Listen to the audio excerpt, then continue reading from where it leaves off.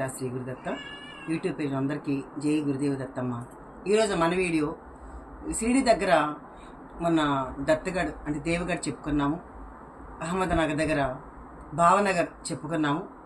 ఇంకా ఈరోజు షిరిడికి ఒక 140 కిలోమీటర్స్ దూరంలో టింగిరి అనే ఒక ఊరుంది.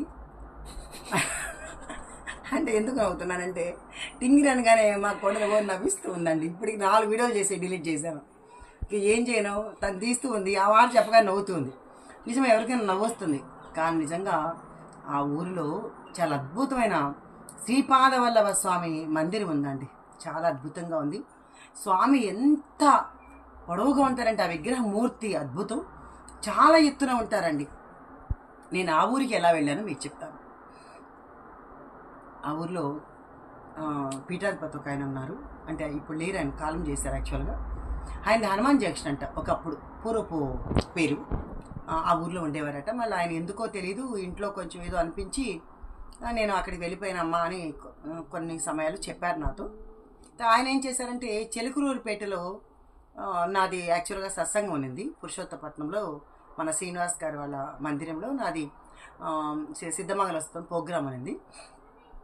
ఇలా మా గుడివాడ నిర్మలమ్మ వస్తారు అక్కడికి అని చెప్తే ఆయన కూడా ముందు రోజు వచ్చి హోమం చేశారట.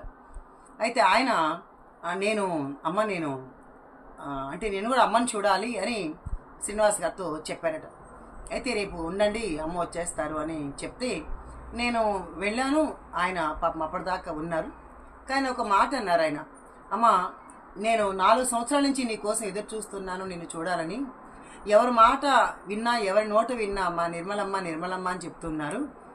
కాబట్టి నేను చూడాలి అనిపించిందమ్మా. సిద్ధమంగళ స్తోత్రాన్ని మీరేనంట కదా మొట్టమొదట ప్రచారం చేసేదానికి స్వామి ఎన్నుకోబడింది అని నాతో చెప్పారు. అవును స్వామి అన్నాను.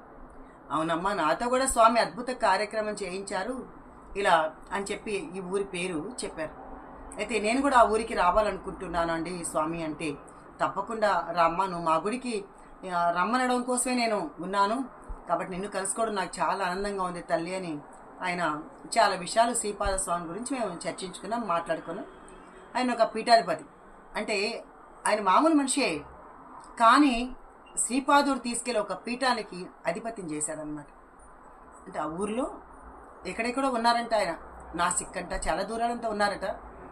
ఇంకా ఆ ఊరి వాళ్ళు మరి ఈయనకి ఎలా తెలిసిందో తెలియదు, కానీ మొత్తానికి అక్కడ ఒక పెద్ద చాలా ఖరీదు అయిన ఒక దత్త క్షేత్రం ఏర్పాటు చేయబడింది ఆయనతో. మేము షిరిడి నుంచి ఒకసారి ఆయన చెప్పి ఫోన్ చేసి వెళ్ళాం, ఇలా వస్తున్నామండి అంటే మేము ఒక 15 మంది దాకా పెద్ద వెహికల్ ఒకటి మాట్లాడుకొని వెళ్ళామన్నమాట. వెళ్తే చాలా అద్భుతంగా ఉంది. శ్రీపాదుడు మామూలుగా లేదు, వెలిగిపోతున్నాడు. అసలు ఇది ఒక మారుమూల ఒక పల్లెటూరులా ఉంది. ఇందులో స్వామి ఎందుకు ఎన్నుకోబడ్డారు అని మేము ఆయన్ని అడిగితే లేదమ్మా ఇలాగా ఇంత అని చాలా ఆయన లీలలు ఒక విశేషాలంతా స్వామి గురించి అక్కడ చెప్పారు. ఇలా హోమాలు చేస్తున్నానమ్మా, ఇలా జరిగిందని ఆయన పూర్వపు ఒక లీలలని చెప్పారు. మళ్ళీ అవి చెప్తే మళ్ళీ వీడియో పెద్దదైపోతుంది, మళ్ళీ మీరు చూడరు కదా. మనకు ముఖ్యంగా ఆ ఊరిలో ఉన్న శ్రీపాదుల గురించి చెప్పాలని మీకు ఈ వీడియో చేస్తున్నాను అన్నమాట నేను. అయితే చాలా అద్భుతంగా ఉందండి అని ఆ ప్లేస్లు అదంతా చూశాను. ఇంకా అవన్నీ అంటే అక్కడ లేని క్షేత్రం లేదు, అన్నీ చుట్టంతా కట్టుకొని వచ్చి చాలా ఆయన ఆ గుడికి అందరితో, ఆ ఊరి వాళ్ళందరితో కలిపి చాలా మంచిగా ఆయన నిర్మించారని చెప్పచ్చు. ఒక విధంగా ఆయన దాదాపు ఒక 3-4 ఏళ్ళు అనుకుంటా అయింది ఆయన కాలం చేశారు. తర్వాత ఇప్పుడు ఆ గుడి ఎవరు చూసుకుంటున్నారో కూడా తెలియదు అనమాట. అంటే ఆ ఇంటి గల వాళ్ళే చూసుకుంటున్నారో అని విన్నాను. కానీ అద్భుతమైన క్షేత్రం.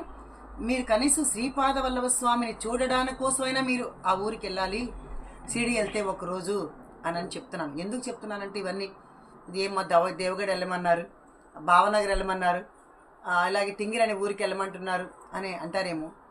ఒక్కోసారి వెళ్ళినప్పుడు ఆ ఊరిని దర్శించండి, అక్కడ స్వామిని. చాలా అద్భుతం ఉంది. ఎందుకంటే అంత పెద్ద మందిరాన్ని దత్త అనుగ్రహం లేకుంటే మాత్రం ఎవరు నిర్మించలేరుమా. కాబట్టి స్వామి అనుగ్రహం సంపూర్ణంగా ఉన్న వాళ్ళ దగ్గర మాత్రమే స్వామి ఆ కార్యక్రమం చేయించుకున్నారు. ఏది కూడా కారణం లేనిది ఏది కార్యం జరగదు అని శ్రీపాదవుల చరితామృతంలో అద్భుతంగా చెప్పారు స్వామివారు. కాబట్టి ఏదో అక్కడ కారణం ఉండబట్టే ఒక స్వామి ఆయనకు ఒక వైరాగ్యం అని కలిగించి ఆ ఊరిలో చూడు, అది మన ఊరు కాదు, ఆయన తెలుగు ఆయన మన ఊరు కాదు, ఏమీ కానీ ఆయన తీసుకెళ్ళి మరి ఎక్కడ టింగిరి, ఎక్కడ జంక్షను, అక్కడి నుంచి ఆయన ఆ ఊరు వెళ్ళి అక్కడ ఆ క్షేత్రాన్ని నిర్మించాడంటే స్వామి అడుగడుగునా ఉండి అందరితో ఏ పని ఎలా ఎప్పుడు చేయిస్తారో అది నిజంగా ఆయనకే తెలుసు తప్ప మనకెవరికి తెలియదు అని అనుకోవాలమ్మా. అందుకోసమని మీరు ఎవరైనా సిడి వెళ్తూ ఉంటారు కదా, వెళ్ళిన వాళ్ళు ఒక్కసారి ఆ ఊరిని కూడా దర్శించుకోండి అని చెప్పడం కోసం ఈ వీడియో చేసినాను. మీరందరూ కూడా ఎవరైనా సిడీకి వెళ్తే తప్పకుండా ఆ క్షేత్రానికి వెళ్ళండి. ఇంకా ముఖ్యమైన విషయానికి వచ్చేద్దాము. ఈరోజు దత్తోత్సవాన్ని 108 రోజులు 108 సార్లు గ్రూప్లో పారాయణం చేయించడం జరిగింది. అది ఈరోజు 108వ రోజు కావడం గొప్ప విశేషం అన్నమాట. చాలా అద్భుతం. ఆ 108 సార్లు అంటే 108 రోజులు ఆ పారాయణం చేసిన వాళ్ళ మెరాకిల్స్ అసలు చెప్పనలవి కానని మెరాకిల్స్ అన్నమాట.